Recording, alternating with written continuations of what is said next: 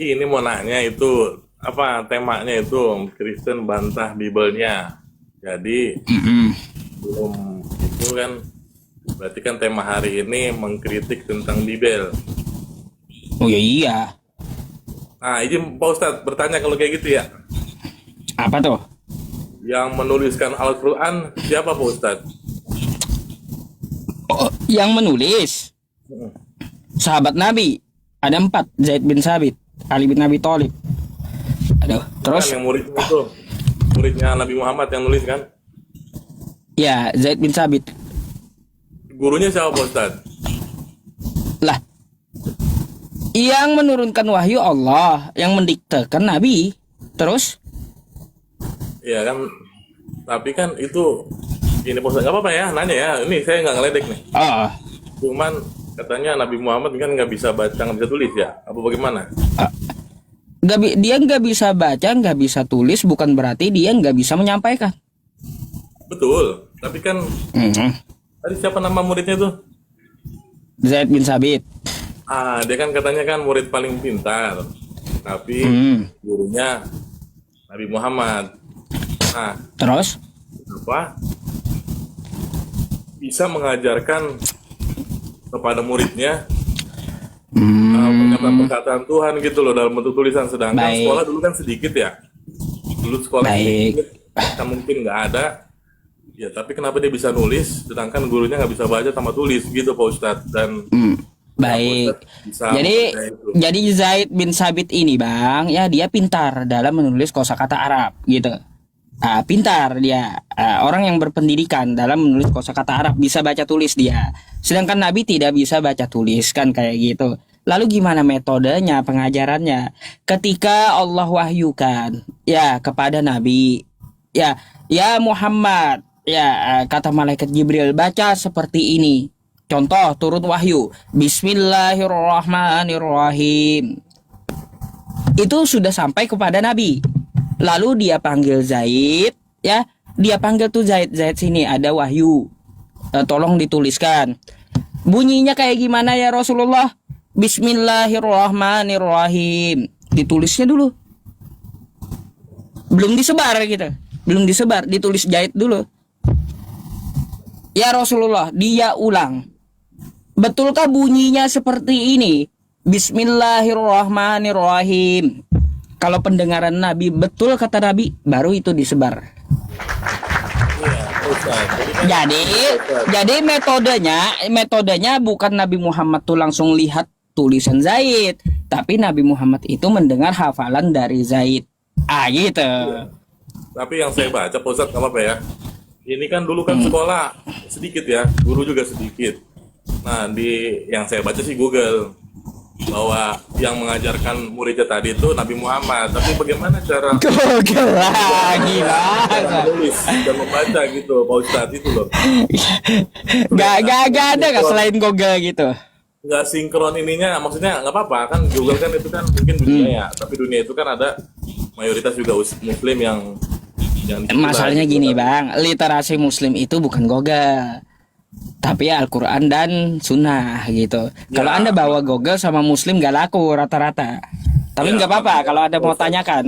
Iya, maksudnya maksud saya ini kan guru sedikit, sekolah sedikit, berarti murni yang mengajarkan Nabi Muhammad. Tapi dia belajar nulis dari mana? Sedangkan gurunya sendiri nggak bisa nulis. Walaupun memang firman yang diwahyukan dari Tuhan itu memang meresap ke dalam diri Nabi Muhammad sehingga diajarkanlah kepada umat Muslim.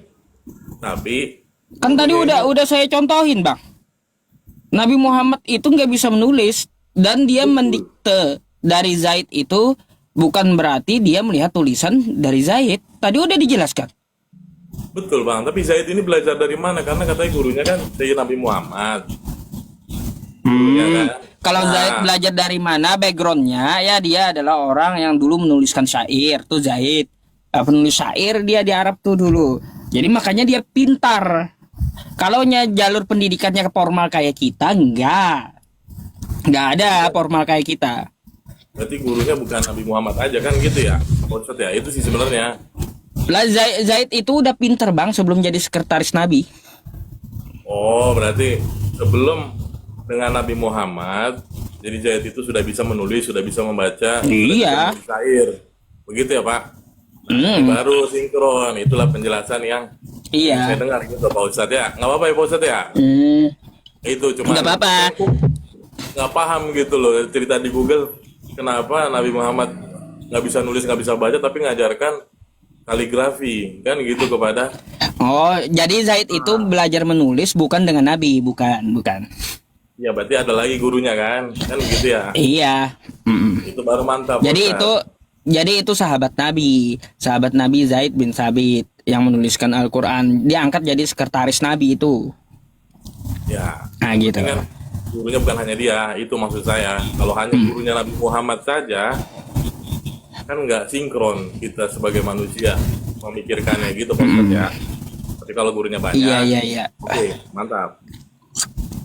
Iya, Terima kasih, jadi Ustaz. Zaid bin Sabit, Zaid itu perlu Anda ketahui dia udah bisa baca tulis sebelum dia dengan Nabi gitu. Ya, Jadi metodenya tadi dari hafalan Zaid, bukan dari tulisan Zaid. Gitu, Bang. ya, karena saya hanya baca tadi begitu kok. Gurunya cuma satu yang ditulis doang ya. Tapi kan ternyata banyak sebelum itu udah pintar dia. Gitu Pak Ustadz Iya. ya. Ustadz Pak Ustadz. Boleh saya tanya balik, Bang? Boleh Pak Ustadz. Heeh. Tapi jangan susah-susah. Nah, Kak, saya nggak tahu ukuran susah itu kayak gimana gitu. Jadi saya Ini mau kayak saya tahu, tadi aja, ya, nggak usah. Iya. seperti Al-Quran tadi kan metodenya ya ketika turun wahyu kepada Nabi ya didiktekan kepada Zaid kan gitu, langsung ketemu tatap muka gitu. Antara Nabi Muhammad dan Zaid, didikte Nabi Muhammad, dituliskan Zaid. Lalu setelah ditulis Zaid, dia ulang tulisannya itu, dia bacakan. Tapi langsung didengarkan Nabi. Ketika Nabi mendengarkan ya apa yang dikatakan oleh Zaid, baru diokekan Nabi. Oke, betul Zaid, tulisannya seperti itu. Baru disebar itu Al-Quran. Nah, Siap. sekarang pertanyaannya, Bible kayak gimana? Adakah Paulus ketemu Yesus langsung berhadapan? Yesus kayak gini tulisannya kata Paulus, ada nggak? Paulus dan Yesus itu kan dalam bentuk cahaya Pak Ustadz. Iya, tulisan-tulisan dari Paulus itu ada nggak didikte Yesus langsung tatap muka? Begini Pak Ustadz, kita bicara lebih dalam lah kalau kayak gitu ya. Misalnya Paulus menyebarkan firman Tuhan yang tadinya dia membenci ajaran Kristen ya, sampai membunuh pengikut-pengikut Yesus, ya kan? Nah, pada saat dia ditampakkan cahaya, dia menjadi baiklah, menjadi pemberita Injil lah, pemberita sukacita. Nah, maksudnya gini Bang, Apapun yang saya yang tanyakan ada. poinnya, Iya, itu poinnya jawabannya. sama Anda. Apapun, iya, Gimana? ini jawabannya sebentar. Apapun yang ada dalam pikirannya setelah berjumpa melalui cahaya dengan Yesus, itu sudah Allah lah yang bertindak di Paulusnya. Oh, pemikiran Paulus surati Bang. Di mana kita bisa menjamin kayak gitu? Iya kan ini kan kuasa Tuhan Bang, nggak bisa, logika manusia nggak bisa masuk semua, kita butiran debu lah. Gitu loh Bang. Kayak gimana ya cara memverifikasi tulisannya itu benar atau tidak? Gampang, Kan kayak gitu. gampang Terus verifikasinya. kagak usah Paulus, Lukas kayak gimana? Dia kan mengambil dari kesaksian. Paulus dulu nih, gampang cara mengidentifikasinya Bang Usuk. Misalnya, kita ada saudara kita atau saudara saya lah nih ya, sedang butuh bantuan kayak di Sumatera, ya kita sumbang. Itu kan kalau kita jahat kan bisa aja kita nggak sumbang, padahal kita ada misalnya beberapa titipan Tuhan kan, akhirnya kita sumbang. Itu kan suatu hal yang bukannya berdasarkan diri sendiri, tapi semoga inilah menjadi bantuan buat mereka. Seperti itu Pak Ustadz, sama seperti Paulus seperti itu, memverifikasinya atau mengidentifikasinya. Jadi baiklah dia. Jadi baiknya dia itu karena berkat Tuhan, anugerah Tuhan. Kalau dia kurang ngerti Bang. Jahat, Serius saya kurang ngerti kayak gimana dengan bantuan bencana dengan Paulus gitu. Gini lah Bang. Pak Yusuf pernah bantu saudaranya? Ya pernah. Pernah. Bisa nggak Pak Yusuf pada saat bantu saudaranya nggak bantu? Gimana? Bisa nggak pada saat Pak Yusuf bantu saudaranya, Pak Yusuf batal bantu atau nggak bantu? Tidak jadi bantu lah. Bisa nggak kayak gitu? Tidak jadi bantu karena keperluan saya. Ya bisa. Bukan. Kan Pak Yusuf pernah membantu saudaranya. Ah, Oke? Nah, pada saat Pak Yusuf bantu saudaranya itu, Pak Yusuf mempunyai peluang atau kesempatan untuk tidak bantu saudaranya, betul? peluang. Apa Iya, alasannya? punya peluang. Kan gitu pula. Iya. Ini agak ini nih, memang agak gimana ya? Kita bisa berbuat baik sama orang. Saat ini jam 9 malam ya. Kita bisa menyumbangkan ataupun berbuat baik lah.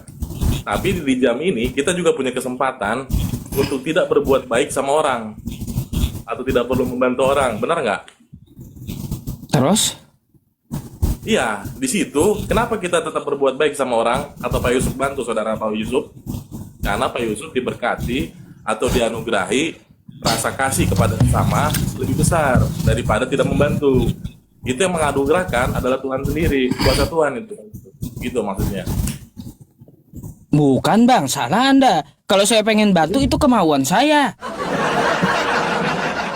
Betul, kemauan Pak Yusuf. Ah. Tapi kan yang memberkati segala tingkah laku Bapak itu adalah kan Tuhan, Allah. Begitu Pak Yusuf. Lah. Bapak Yusuf nggak bisa hidup sendiri tanpa pencipta, tanpa diberkati, Ya. tanpa di Jauh sertai. kali bang, kalau contohnya ke situ kayak gitu bisa saya bantah. Kalau saya mau bantu itu kemauan saya. Jadi kalaunya Anda larikan ke Paulus, nanti Paulus mau tulis bisa mau enggak, kan kayak gitu. Ayo. Nah, memang seperti itu bisa Pak. Bisa Pak Ustadz. Nah, oh, Bisa nulis udah tangga. tahu ada nggak? Oh ya. Jadi ya bang ya, kalaunya Paulus mau tulis atau kagak, nanti yang Bisa, memverifikasinya dari Yesus itu bisa atau kagak gitu secara langsung. Apakah ini Jadi, firman kalau dari Tuhan terverifikasi- atau ilham dari Tuhan? Ini bukan dari Tuhan. Gimana cara filternya pula? Iya Pak Yusuf. Itu karena dia bang, sudah bukan berkati, berkaitan dengan Tuhan. menulis hal- Itu terkait masalah yang Anda contohkan terkait pilihan saya. Kalau Iya. Anda larikan ke Paulus, jadi itu artinya kitab itu maunya Paulus. Dan itu udah firman Tuhan Bang, yang diturunkan ke dalam Paulus sehingga dia mengerjakannya, memberitakan kebenaran apa yang didapat dari pertemuan dengan cahaya tersebut, yang dimana cahaya itu adalah Yesus. Begitupun kita mau bantu orang juga kita nggak bantu, kan gitu. Saya nggak ini bang, nggak. Saya tahu cerita kisah para rasul 9 itu saya tahu. Yang saya pertanyakan kepada Anda dari tadi, gimana cara memverifikasinya bahwa tulisan Paulus itu benar? Kayak Nabi kan tatap muka. Adakah kejadian Paulus waktu menulis tatap muka dengan Yesus? Ya nggak ada, nggak sebegitunya. Oh ya nggak ada, udah berarti. Kan kalau nggak ada, kalau bang, kalau anda jawab nggak ada di depan tadi udah ngerti saya gitu. Itu biar Gitu. paham lagi. Jadi level kita naik, naik gitu loh. Ya, iya. Soalnya saya to the point. Kalau kita kan nggak bisa lagi meragukan tentang Quran itu karena langsung diverifikasi Nabi. Kalau kita Sekarang melihat gini. tulisan Paulus bisa diragukan kalau kayak gitu. Sekarang gini Pak Ustadz. Sekarang gini Pak Ustadz, seperti Pak Ustadz bilang tadi, muridnya Nabi Muhammad itu sudah pintar. Pintar dari mana Pak Ustadz? Kalau saya mau berpikiran seperti itu karena bahan dasar Google kami itu gurunya Muhammad. Kan saya jadi kayak gitu. Tapi kan saya membuka mindset saya dengan keterangan Pak Yusuf biar sinkron. Begitu Pak Ustadz. Tapi sebenarnya tadi bisa ngotot saya screenshot Google. Gurunya cuma satu, Nabi Muhammad. Tapi saya Gurunya cuma saya- satu sependapat. Saya heran aja. Anda bilang Google menyebutkan gurunya Jayat adalah Nabi. Sahabatnya, bukan gurunya nggak sih. gurunya Bang yang menuliskan Quran Guru itu Jahit gurunya. itu sebelum Nabi Muhammad udah ada. Kalau baca tulis bukan belajar dengan Nabi. Kan udah dijelaskan Ya, yang tadi saya itu.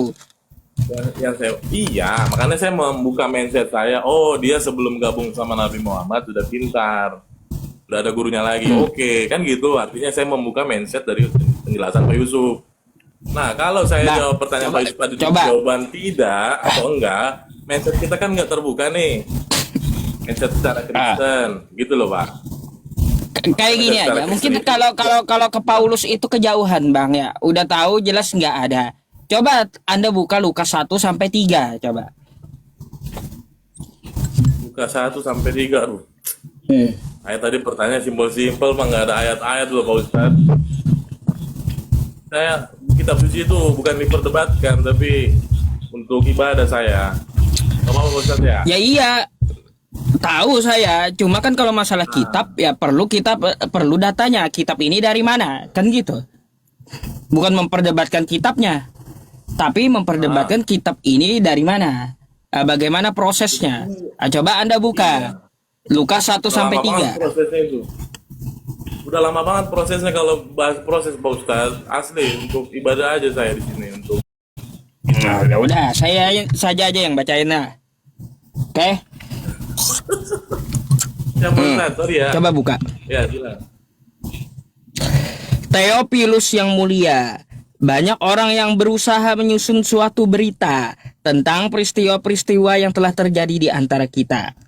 Seperti yang disampaikan kepada kita oleh mereka dari semula adalah saksi mata dan pelayan firman. Karena itu, kata Lukas, setelah aku menyelidiki segala peristiwa itu dengan seksama dari asal mulanya, aku mengambil keputusan untuk membukukannya dengan teratur bagimu. Bang, pertanyaannya, kok ini kitab-kitab penyelidikan? Mana verifikasi dari Yesus? Lalu kitab Saya nggak tahu penyelidikan itu ini Bang Anda kalau pakai buat verifikasi dari. ibadah gitu. Jadi kitab kita itu Eh, sebenarnya nggak perlu diverifikasi karena kitab kita itu nggak main-main Bang. Nggak perlu oh, nggak bisa, diperdebatkan. Bang.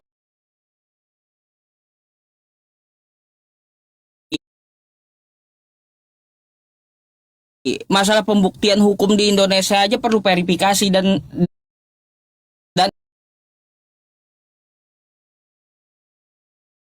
Bang. Itu Pak nah, Yusuf. Itu makanya hukum-hukum aja perlu verifikasi. Ah, kan kayak gitu. betul. Dari mana bukti itu benar? Dari mana ya berita itu benar? Saya bisa aja menulis. Kata saya hari ini Iya. Yesus turun ke Kalimantan. Tiba-tiba nanti 1.000 tahun ke depan berita ini dijadikan kitab suci oleh Kristen. Itulah sangat luar Ayo. biasanya Alkitab itu Bang. Jadi nggak perlu diverifikasi, nggak perlu diselidiki, dicek, ya kan? Pokoknya udah luar biasa lah itu Alkitab itu. Benar Pak Ustadz. Imani Baca saja juga kalau tuh. kayak gitu, Bang.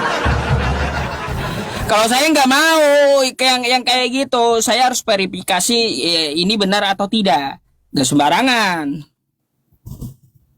Jadi kalau nggak benar bagaimana Pak Ustadz? Karena tahu itu tidak benar Makanya bagaimana?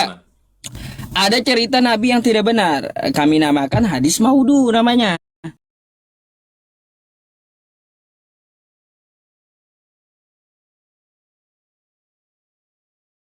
Kita artinya kayak gini.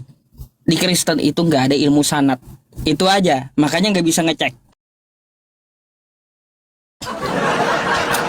Ilmu sanad kan Kalau tidak kalau ada di Islam, Ustadz. iya makanya kalau di Islam ada namanya ilmu sanad. Ah, gitu.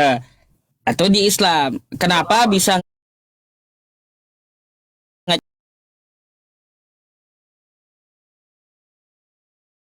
sana Abu Hurairah? Ah, terus mana Abu Hurairah ini kayak gimana? Terus yang sahabat yang lain ini kayak gimana? Pernahkah dia berdusta? Bagaimana kesehariannya? Pernahkah meninggalkan sholat atau menunda sholat? Itu jadi penilaian kami gitu loh bang. Itu namanya ilmu sanad. Makanya kan di dalam qala man syaa masya'a, maka dia akan ngomong seenak udelnya tentang agama Islam ini. Ah gitu. Bang. Ya, Ustaz. Mantap, Pak Ustaz.